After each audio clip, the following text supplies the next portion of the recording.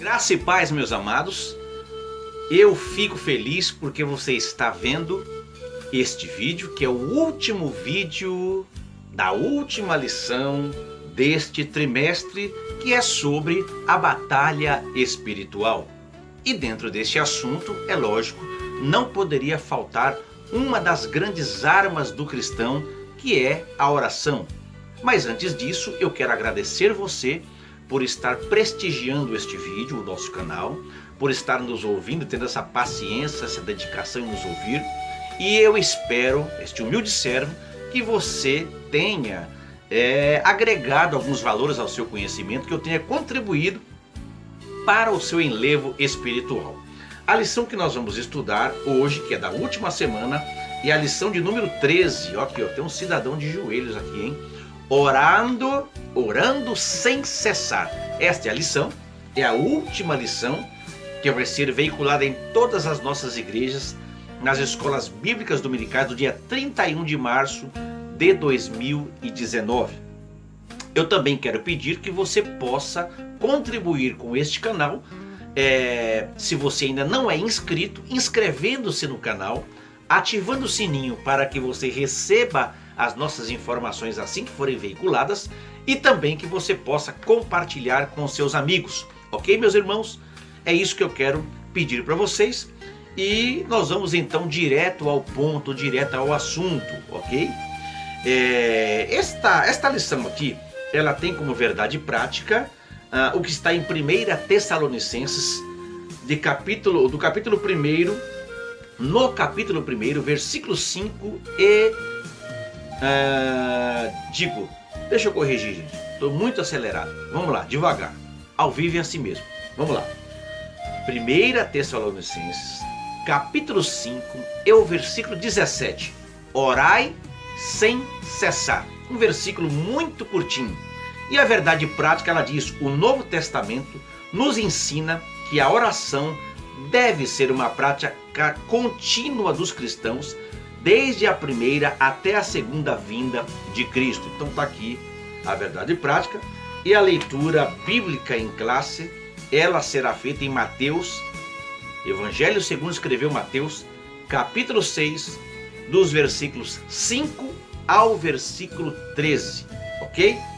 Eu vou pedir que você faça uma pausa, que você pegue a sua Bíblia, que você leia este trecho. Estou deixando aqui, olha, no rodapé, ok? Para que a gente diminua o tempo de gravação do vídeo. E depois você pode dar o play aí e continuar a ouvir o nosso subsídio. É claro, irmãos, que é apenas um subsídio, ok? Não vou aqui seguir a lição toda, não é? Nós temos a introdução, o primeiro tópico fala sobre a oração. Depois, no subtópico, fala assim, a definição de oração, exemplos bíblicos, Jesus e a prática da oração. Depois nós vamos para o tópico de número 2, que é a oração no Sermão do Monte. Aí vem os subtópicos do tópico 2, oração nas praças e nas sinagogas, oração em secreto, as vãs repetições, entendendo o ensino de Jesus. E finalmente, então, nós vamos para o terceiro tópico, que vai falar sobre a oração do O Pai Nosso, nosso Deus, nossas necessidades, o livramento dos perigos e a conclusão. Eu vou ler apenas a introdução, ok?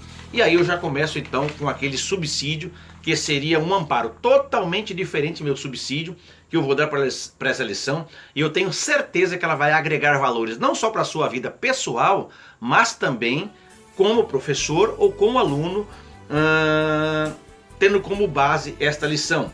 A introdução diz o seguinte: a oração do Pai Nosso, conhecida também como oração dominical, do latim Dominus, Senhor, portanto, oração do Senhor, é um dos textos mais conhecidos da Bíblia. Pessoas de todas as idades e dos diversos ramos do cristianismo conhecem, pelo menos, as primeiras palavras desta oração. Muitos livros, poesias e hinos sobre o tema já foram produzidos ao longo da história. Lutero escreveu um comentário sobre o Pai Nosso, juntamente com os 10 mandamentos e o credo do apóstolo no seu Catecismo Menor em 1529. Isso por si só mostra a importância dessa oração no cristianismo. Então essa é a introdução que está sendo dada aqui pelo autor dos comentários desta lição, deste trimestre, que é o pastor Ezequias Soares, que tive o prazer de estar lá na igreja em Jundiaí, onde ele é pastor presidente daquele campo. Estive com ele também, graças a Deus, um amor de pessoa, uma pessoa muito simplória, apesar da sua vultuosidade, não é? No meio acadêmico teológico, mas uma pessoa muito simples que eu tive o prazer de conhecer. Muito bem, então referente a este tópico, este tema, ou esta última lição, uma das coisas que eu tenho percebido, e você também já percebeu isso, é que a personalidade dos indivíduos, ela é formada nos primeiros anos de vida. Eu, por exemplo, tenho uma filhinha de 1 ano e 6 meses. Eu estou percebendo dia a dia o seu crescimento cognitivo, não é? As palavras que ela está aprendendo, a forma como ela vê o nosso comportamento, ela passa a imitar-nos, ou seja, a sua personalidade está sendo formada. E a família, não é? Você também tem filhos, e alguns dos irmãos têm filhos pequenos, menores, e você sabe também disso, que a família, ela exerce uma grande influência nessa formação. Então até mesmo a nossa abordagem à oração, que é o tema que aqui nós estamos comentando, ela é influenciada pela imagem que nós temos dos nossos pais. Eu, por exemplo, tinha o costume, os meus pais já dormem no Senhor, meu pai há mais de 30 anos, minha mãe há 4 anos aqui, em São Paulo, né, onde nós vivemos. Ela faleceu aqui nessa cidade, aqui em casa onde nós moramos, e eu me recordo que era um casal de oração. Meu pai, um homem de oração, minha mãe, uma mulher de oração. Durante 30 anos, além de ser de oração, foi dirigente do círculo de oração por quase 30 anos, não é? Então veja, eu fui influenciado dentro deste lar, observando o comportamento espiritual deles. Então veja, uma pessoa, ela pode ter sido emocionalmente manipulada por um dos pais contra o outro, por exemplo. Isso pode acontecer, não é? De uma criança ela crescer e ela ser manipulada. A gente viu isso na vida de Jacó e Esaú. Os pais, né? O pai preferia um, a mãe preferia o outro, e acabaram jogando os filhos um contra o outro, né? Então veja, muitas vezes um pai, um casal pode jogar um filho contra o outro, ou então pode mimar uma criança, né? E há muitas maneiras pelas quais nossas emoções podem ter sido distorcidas, impedindo a gente de ver a vida como ela é, impedindo de ver a vida com clareza. E essas influências afetam a nossa atitude de oração, porque oração, antes de tudo, é relacionamento. Eu vou repetir isso. Oração é, antes de tudo, um relacionamento. Estou falando bem aqui frisado, né, e repetindo, que é para você memorizar. E por causa disso, nós precisamos passar um longo processo de retificação de nossas atitudes, que talvez podem ter sido danificadas por erros dos nossos pais, por frustrações que aconteceram, por traumas vividos no nosso passado. Muitas vezes a nossa visão de oração, ela também fica distorcida, danificada, e nós precisamos retificar então, não é, as nossas atitudes, para que a nossa oração, ela seja uma oração aceitável. Muitos têm a impressão que a oração é apenas uma coisa a mais, algo que nós fazemos, não é? E acaba tratando da mesma maneira como são tratadas as demais atividades do dia a dia, a oração do mesmo jeito. Você come, você bebe, você vai trabalhar, você faz academia, você vai, de repente, fazer o seu curso de inglês, você tem lá o seu momento de lazer. Então também vou colocar aqui a oração. Eu vou orar, não é? Faz parte aqui, vou colocar na minha rotina, não é? A oração. E quando isso ocorre, não é? A oração vai se tornar uma finalidade em si mesma. E aí a gente perde de vista o relacionamento que nós queríamos ter com Deus. Lembra que eu falei agora há pouquinho de relacionamento. Então a ideia de oração como uma técnica que a gente realiza, ela vai se desmoronar quando nós examinamos certas orações na Bíblia. Inclusive na lição você vai ter aqui, não é? A Jesus e a prática da oração, exemplos bíblicos, que está no tópico 1, E depois vai falar também sobre a oração nas praças e nas sinagogas, que é aquela oração de exibicionismo. Vai falar sobre a oração em secreto, que é a oração correta, né? E vai falar também sobre a oração dominical. Enfim, né? Então, repito, nós precisamos examinar as orações como elas foram feitas na Bíblia, mas a oração correta. Em uma das parábolas, Jesus contou a história de dois homens que eles foram orar no templo. Você conhece a parábola, não é? Do fariseu e do publicano. Quase todo crente, né, que tem um certo tempo de fé aí, conhece essa parábola. Um deles, o fariseu, era bem versado na linguagem religiosa, não é? No ritual, tinha conhecimento cerimonial, enfim. Mas o seu coração, você vai perceber pelo texto, ele estava afastado de Deus. O outro homem era um cobrador de impostos, muito desprezado. Trabalhava para o governo romano, cobrando impostos do seu próprio povo. Muitas vezes agia de forma corrupta, de forma a extorquir, não é? Aquilo que deveria ser cobrado, ele extorquia a mais. Enfim, era um cidadão odiado, desprezado, sem qualquer, e esse do texto aqui, não tinha qualquer sofisticação religiosa, mas ele era dotado de um forte sentimento da sua própria culpa diante de Deus. E você vê pela oração que ele simplesmente murmurava: Deus, tem misericórdia de mim, pecador. A Bíblia diz que ele batia no peito, não é? Está lá em Lucas capítulo 18 e em diante, principalmente o versículo 14 que eu estou falando agora. Então veja, a Bíblia diz que este, no versículo 14, desceu justificado para a sua casa, e não aquele. Quem é aquele? O fariseu, que era conhecedor de tudo, não é? Era um teólogo da época, mas este ignorante, desprezado, ele desceu justificado. Então fica claro, né, que a oração é mais uma postura, né, e atitude diante de Deus. Entendeu? A oração, ela é mais uma postura, ela é mais uma atitude que você tem diante de Deus, mais do que você fazer uma maneira certa, de uma maneira certa, ou você ter palavras sofisticadas para dizer as coisas. E Deus gosta de simplicidade. Os hábitos são importantes na edificação do caráter. Aliás, eu tenho 50 anos de idade e até hoje meu caráter está em formação, embora já estou muito mais adiantado do que um garoto de 7 anos.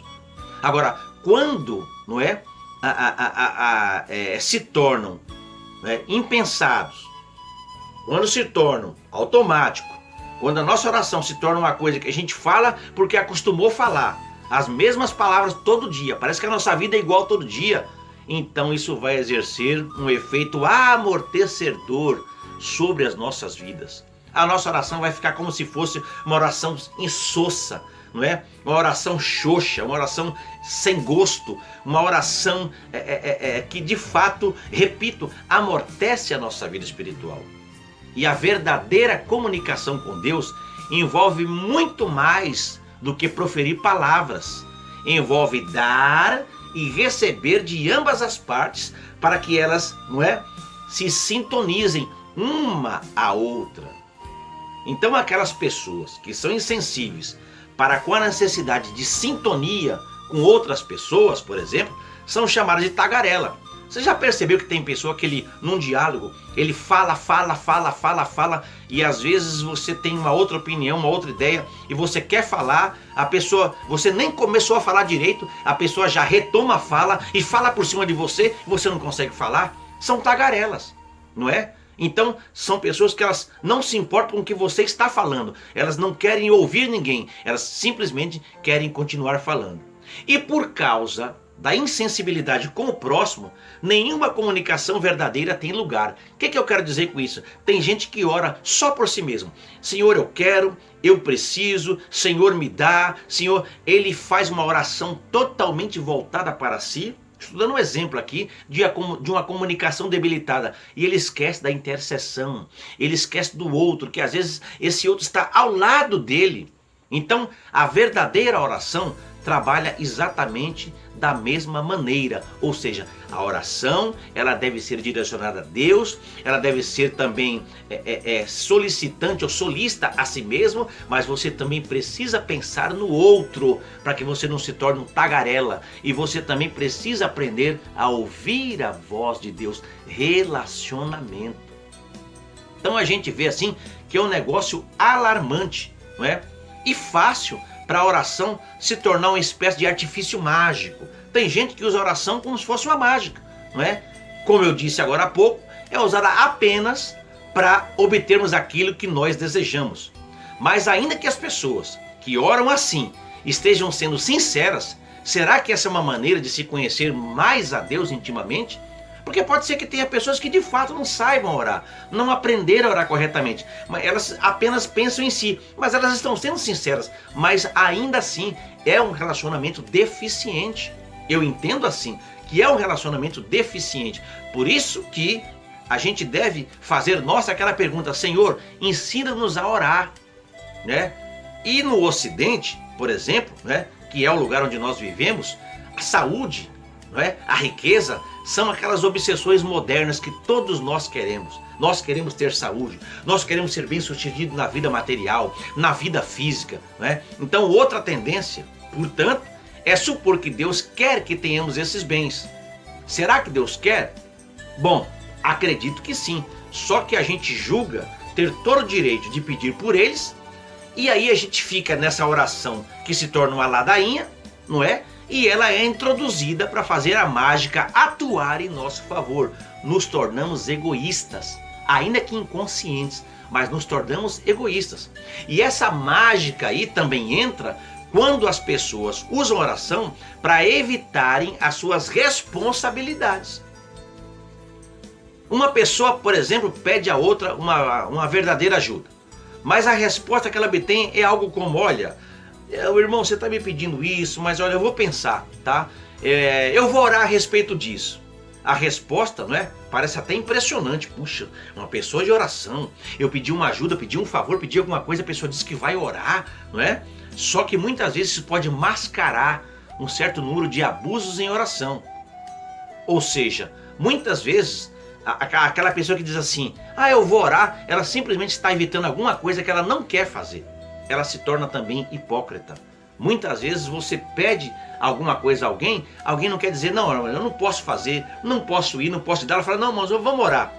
Vamos orar. Esse vamos orar muitas vezes está mascarando, repito, o desejo dela de não fazer aquilo. Então você percebe que esse negócio de orar parece tão simples. Não, orar é falar com Deus. Você ora, dobra o joelho e ora e começa a falar com Deus. Gente, vocês percebem que eu estou colocando algumas situações aqui que muitas vezes pode causar bloqueio para um, bloqueio para outro, pode tornar a comunicação com Deus deficiente, pode nos tornar egoístas. Não é simples assim. A oração, repito, é um relacionamento. A oração não é como uma simpatia, não é um amuleto, uma palavra mágica. Ela é fruto do relacionamento com Deus. É o resultado da intimidade de duas pessoas, você e Deus. Quando você e Deus têm um relacionamento profundo e Deus quer ter esse relacionamento, mas Ele espera que você tome a iniciativa. Quando você enxerga a Deus não somente como um Papai Noel, mas como aquele que pode perdoar os seus pecados, como aquele que pode libertá-lo dos seus vícios, como aquele que você quer ter prazer de falar com Ele, não orar apenas para cumprir tabela. Ai meu Deus, eu não orei hoje de manhã, eu preciso orar à noite. Não. Quando você ora com prazer de orar, agora eu vou falar com meu Pai. Agora eu vou desligar o telefone, agora eu vou desligar o celular, agora eu vou entrar no meu quarto, vou pedir que a minha esposa e meus filhos não falem comigo agora, porque eu preciso ter um relacionamento com o meu Pai. E aí você entra verdadeiramente na presença de Deus, você vai perceber que o próprio Espírito Santo se encarrega de entusiasmá-lo para a oração, dar combustível e sentimento voltado para a oração, e a sua comunicação começa a melhorar com Deus. Em Mateus capítulo 4, versículo de 1 a 11, eu vou deixar aqui no rodapé. Você conhece muito bem a passagem aí de Jesus e a sua tentação no deserto. E Jesus está no deserto jejuando e orando por 40 dias. Antes dos, ele começou essa consagração, vamos dizer assim, antes do início do seu ministério se tornar público e famoso. O Espírito o levou ali para ser tentado. Isso nos leva a pensar que só podemos vencer a tentação e qualquer provação através da oração. Lembra-se que a gente falou sobre a vigilância na aula passada? Vigilância e oração têm de andar de mão dadas, foi isso que eu falei. E a vigilância e a oração vão nos manter ligados a Deus, não é? E esse Deus a qual nós estaremos ligados é o Deus que tudo pode. Isso vai produzir em nós intimidade com Ele. E essa intimidade, ou dessa intimidade, vai resultar vitória sobre a tentação e a aprovação nas provas.